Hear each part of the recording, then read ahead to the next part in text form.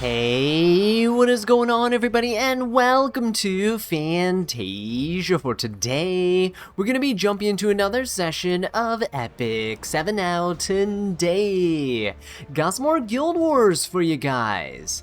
This time around, we're going up against a guild in Korea that actually has one of those little emblems in the back, so that's pretty cool. Hopefully their teams are not too difficult for us to defeat. But we are going to be testing out Shepherd of the Dark DN, and we're going to be jumping right into things here with this top tower. Now, this guy has a few green shields, actually a little bit scary on his first and second team. The second team, though, is catching my guild off guard, so we're definitely going to be bringing DN here to see if she can help out. For the first team, though, we are going to be bringing in Rinnoc, Closer Charles, and Hakati. The reason being, BBK and Lady of the Scales is 3 immortalities for you to survive against, and with the damage that BBK and Bison Hua-Young put out, that is not very feasible. So Hakati over here is the build I've been using so far. I'm really liking it. Is on her own artifact for some extra damage. She's running speed and immunity because we currently still don't have the new set for us to try out. The Warfare set, right? When that comes out, I'll definitely be re-gearing my Hakati, and we'll see if it changes how she plays, right? What she's good into and all that good stuff. But for now, she's just going to be here to counter with her passive the immortality on the other side. To get around this bystander Hua-Young, I'm doing something a little bit different with my Rinnoc. I'm actually still running her as she normally is. These are all her stats right here if you want to see. I'm running Summer Photogenic. I'm not running her on her own artifact because I don't need her to stealth or anything. This is a really aggressive team, and I'm pretty much just in it to win it, right? We're just going to go all in. So Rinnoc is actually going to be on Summer Photogenic, so we can ignore the damage sharing effects with her S3. This allows us to do a ton of damage to the bystander Hua-Young, and pretty much guarantees that we won't proc her passive. Oh my god, what happened there? I just had a stroke. So we won't proc her passive, and that means that Bystander Hua-Young will not be jumping into us, so we don't have to deal with that RNG. This will deal full damage to Bystander Hua-Young. However, the fixed damage that comes from the Rinnoc here is going to be dealt to everybody, right? And that's fine, because the damage sharing effects will finish off the BBK, and that is exactly what we're looking for. If we don't finish off the Bystander Hua-Young, Closer Charles is going to come in here. We're going to clean things up, living up to his name, right? Closing out the fight here. I just have him on some Destruction and Torrent, and we also have him on Shepherd of the Hollow. I'm really liking this trio of units, honestly. Hakati with Rinnoc, and then a really fast unit that comes afterwards. Closer Charles gains a bunch of combat readiness. Is so easy to sweep teams like this. Now, the next team that we're going to be going up against is a Dragon Ride Senya, a Mort, and a Rinnoc. Thankfully, my guild scouted a little bit, so we know it's a 3F Senya, and it's a Holy Sacrifice Mort. So this is definitely going to be tricky to fight against. However, we do have the ability to seal passives with our New Moon Luna, and that's the reason why I'm bringing her here. She also has Book, which is great. It allows her to soul burn immediately at the start of the fight, which will then allow DN to jump up as well. Now, I don't really care about the damage that's being dealt by my opponent's Rinnoc, who's definitely going to outspeed us, because we have Lady of the Scales ourselves, and I'm bringing her, I know this is kind of a cop-out, right, but the power of Lady of the Scales with Shepherd of the Dark DN just cannot be overstated. They're so strong together. Without Hakati, honestly, this combo would be wrecking like everybody, right? But Shepherd of the Dark DN, this is my build that I'm still currently running. I know some of you guys told me to drop the speed a bit and then increase some of her damage or effectiveness, but I'm actually really liking her at 250 speed, not gonna lie. It's very, very rewarding to be able to cut, even if your opponent has anything that stops your combat readiness gains, right? Like Abyssal Euphine or Fire Politis. So let's go ahead and dive right into it. Hopefully we are going to come out alive and we don't lose our Shepherd of the Dark DN here in the process. So I'm going to go ahead and steal some stats directly from the Bystander Hua-Young. Right, just do that right here. So hopefully we can finish her off with just the skill 3 and the splash, but we'll see.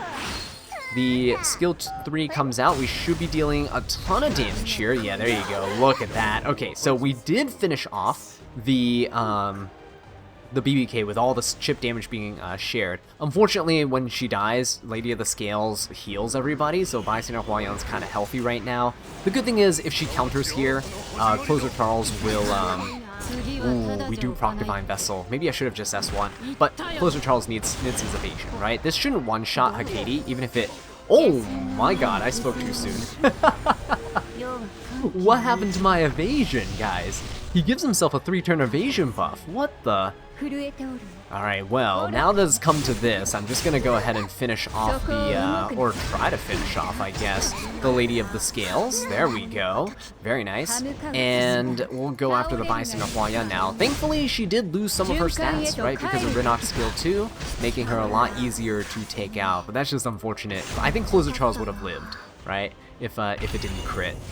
Anyway, let's go into game 2. This is what you guys have been waiting for because we have Shepherd the Dark DN taking the brunt of all the damage here. Ooh, she actually soaks up Rinnock's S3, which is wonderful.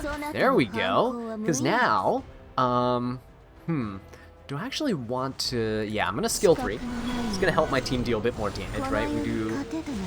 We're going to do quite a bit with the abundance buff. So we're gonna seal everyone. This makes it so that Dragon Bride Senya can't proc, that Mort can't do anything here either, really, with his counters. They're built into his passive. There we go.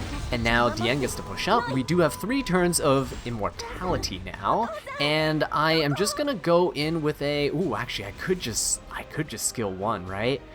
I can save the skill 3 for later. Or do I do it now? I mean, it would okay, I'm gonna do it now because it does decrease their combat readiness by 30% and it ignores res. S1 will allow me to dual attack, but New Moon Luna's like my highest attack unit. I don't think it's really gonna help all that much. Let's take care of the Rinnock. She's fast. She'll cycle out of her debuffs really, really quickly, right? So we'll try to go for that and try to finish her off here. Can we get it? Beautiful stuff. What I'll do now is we can increase the damage that we do, but do I really want to soul burn to Mort right now? Ugh. Mort is going to try to skill 3. Dragon Bride Senya will skill 3. Okay. Let's just go into the Mort here. Right? He does? Oh, wait, he's still able to... Oh, he's on counter set then. I thought his counter was tied to the passive, right? Yeah, okay, so he is on counter set. Okay, good to know. If I finish him off here, he won't be sealed anymore. And I don't think I really want that right now, so let's go for this. Dragon Bride Senya is going to skill 3. Lady of the Skills will cut. Maybe it was a mistake attacking the Mort, because while he's sealed, I could actually have feared him, right? But now it looks like that's not gonna really work. I don't want to soul burn, because I want to keep the souls for DN later. I'm just going to skill 1 here. This will kill with the abundance. Yeah, see? See, look at that. That's unfortunate, right? So he is going to ignore resistance, and then fear us. I'm hoping that we snap out of fear. Okay, New Moon Luna snapped out of fear. That's wonderful. Let's go for a skill 2, I think. Ooh, hang on. Dragon Bride Senya might kill our DN here. That's not good. That is not good at all. Alright. Unfortunate. Let's see if we can actually do this. Fear. Oh, okay, there's a fear. That's good. That's really good. I'm going to skill 3.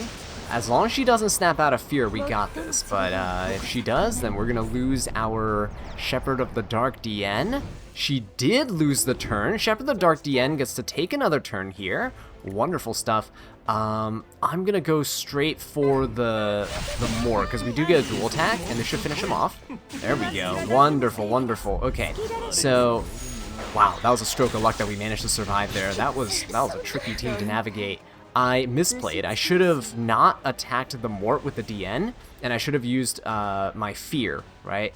But in this case, I'm going to go ahead and just soul burn the skill 1. This will give DN the 3 turns of immortality, right? There we go. Even though it was less than ideal to soul burn there, but it's fine. Because now with the immortality, we can come in with skill 3, ignore res, skill 1, dual attack, all that good stuff, right? So there we go. Video's not cut short, guys. Otherwise, DN would have not made it here. So let's just keep on chipping away at the Senya.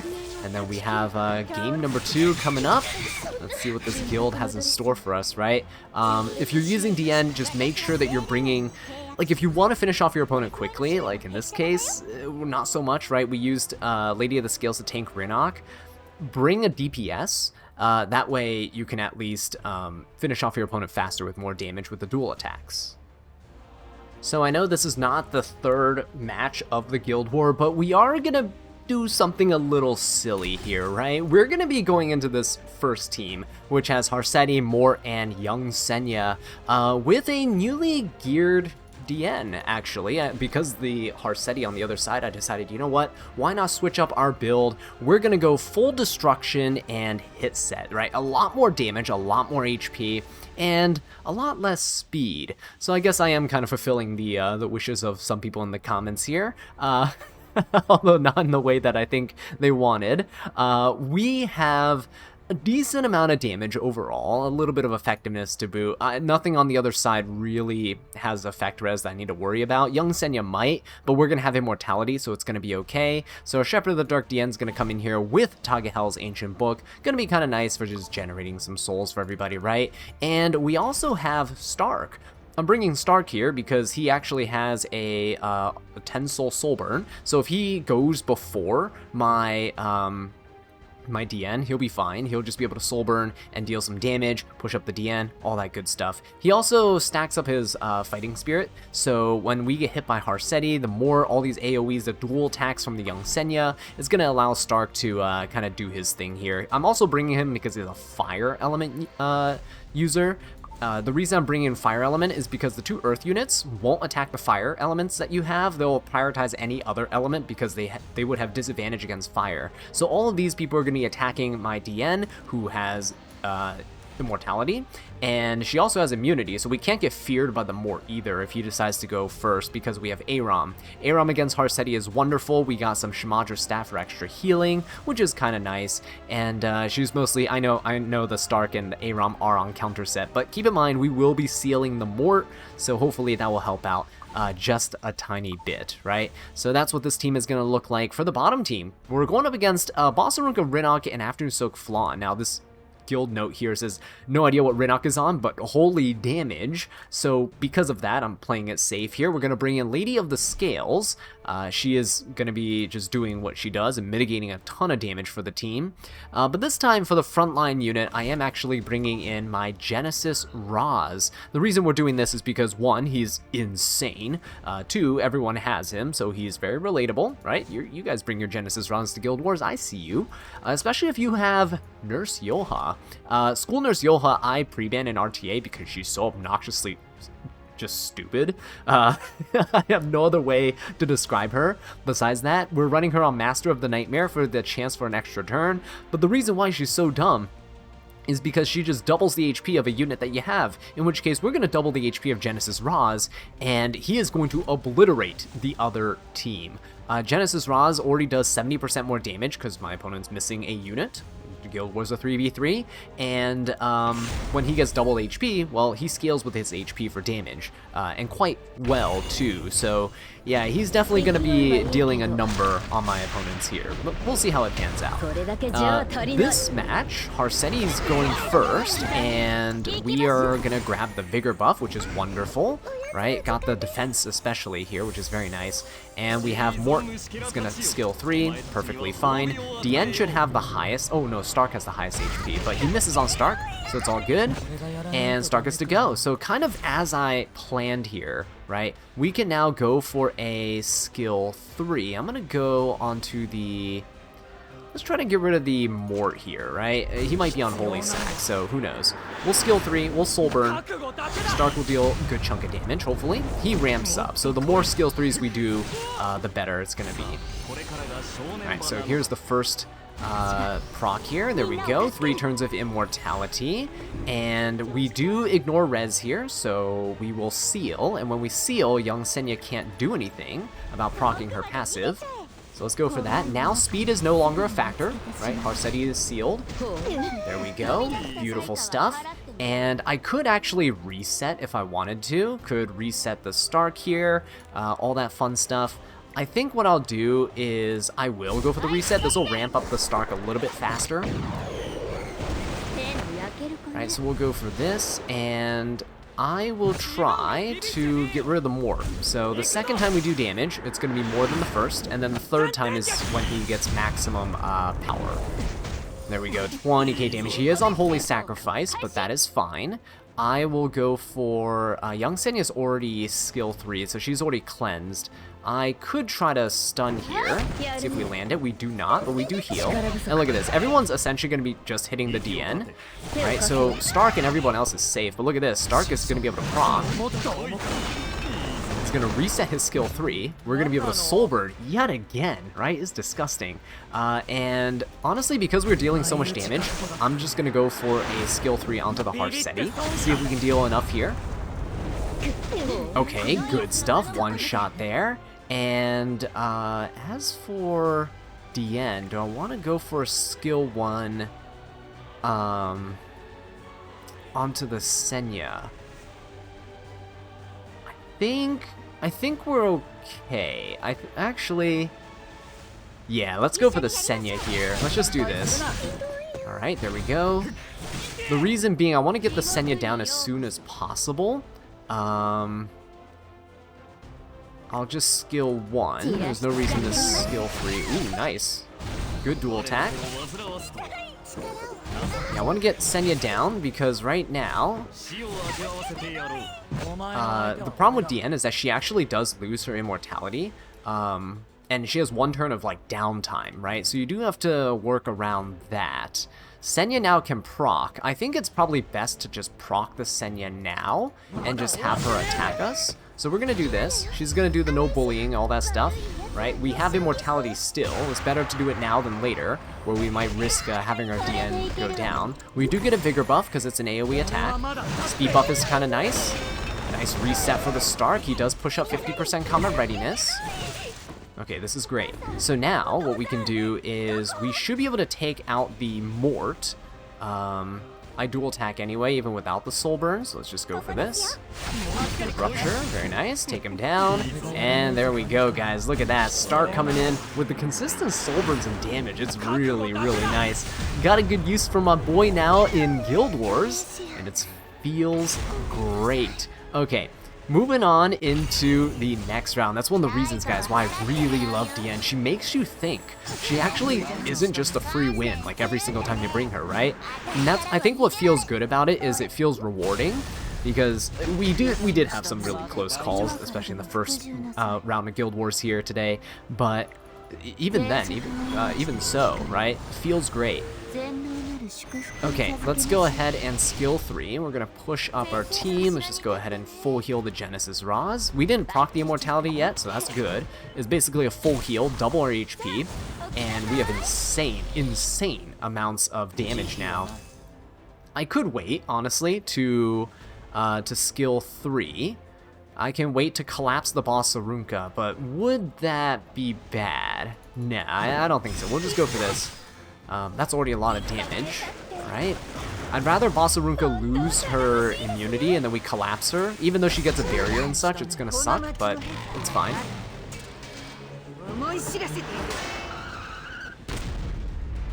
Alright, he actually goes for the nurse here, okay. Let's go for a skill 1, chip away at that barrier. Ooh, she counters. Okay.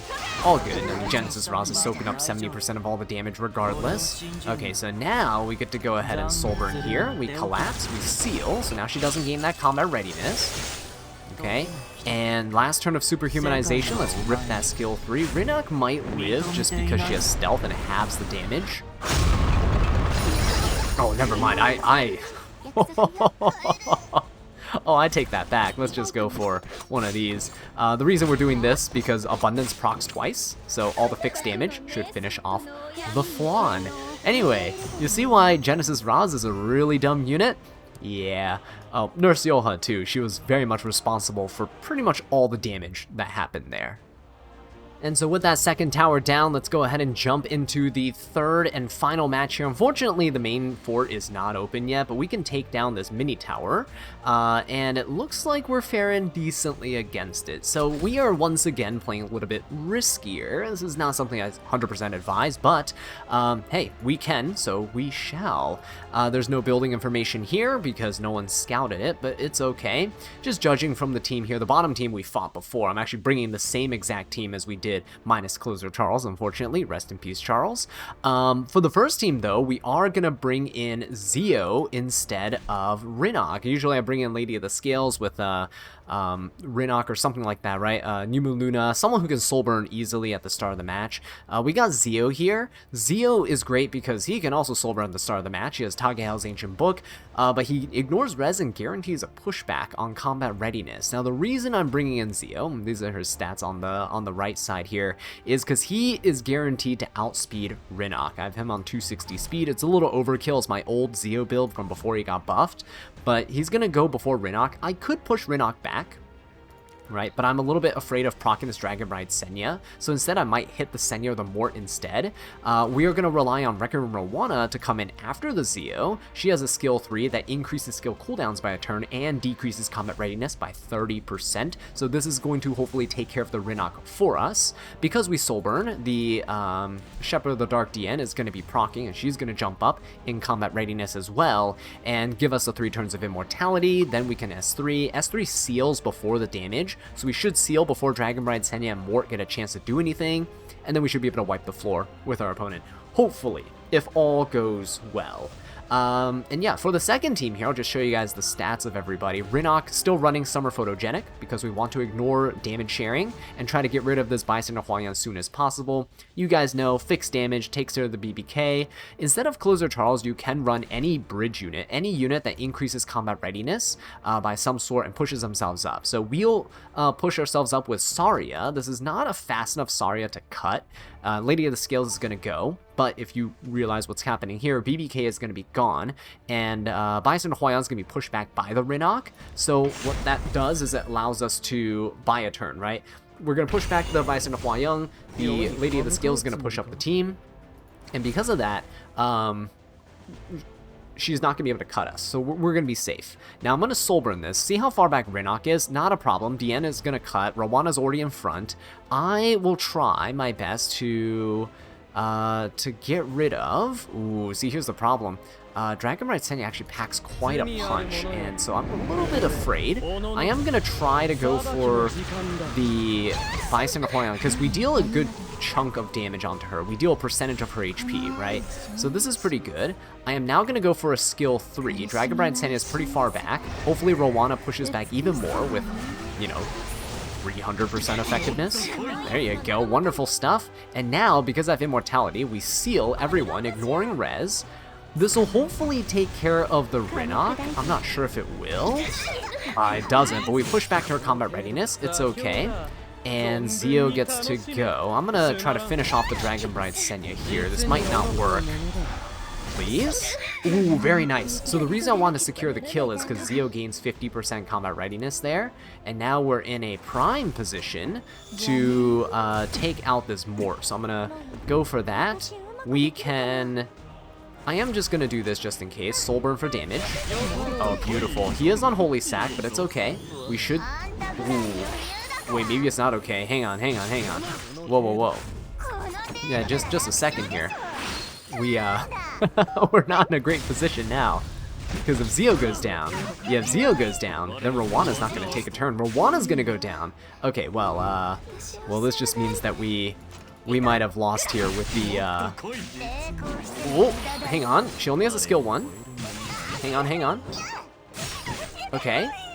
Oh, she does loop around, guys. Okay, that's unfortunate. So, you see, sometimes a little bit too delicate of a team will not necessarily work. But there you go. Unfortunately, she lost in the 3rd round there. But again, it goes to show that she does not guarantee wins just because she's pretty decent at what she does.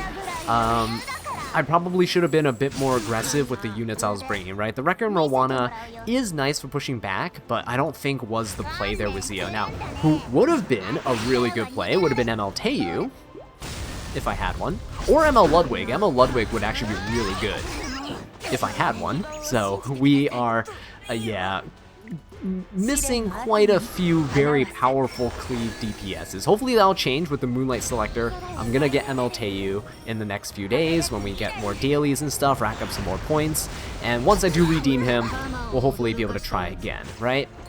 Okay, what have we got here? Bystander Hua-Young going to hit us, but we're invincible, so we don't care. Saria is actually a really good counter into Bystander Hua-Young for that reason. Look at this, Lady of the Scale's gonna go. Bystander Hua-Young's so far back, she doesn't really push up much. And I'm just gonna go straight for the Hua-Young. I mean, we have an attack buff right here. We're good. Look at that. Good damage overall. We should go into stealth, and because we're in stealth, only the invincible units are targets for the Hua-Young. She'll heal up a lot of HP, but it's fine. We are now able to come in here and hopefully... Ooh, it's okay. We're still invincible.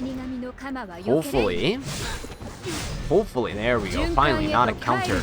Alright, and that's gonna be it, guys. So, yeah, Shepherd of the Dark DN feels great. I'm having a ton of fun with the character just in RTA and in Guild Wars right here. Been using her in Arena too. But if you haven't checked out the RTA videos showcasing her, definitely go give them a watch, especially if you're newer here on the channel. It's what we typically do on the daily.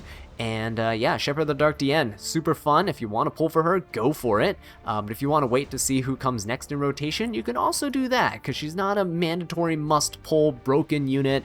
She seems fun, she seems balanced, and I'm really enjoying her. Anyway, with that being said though, guys, thank you so much for watching. I really do appreciate it. Drop a like if you enjoyed the video, and subscribe for more Epic 7 content. And until next time, take care.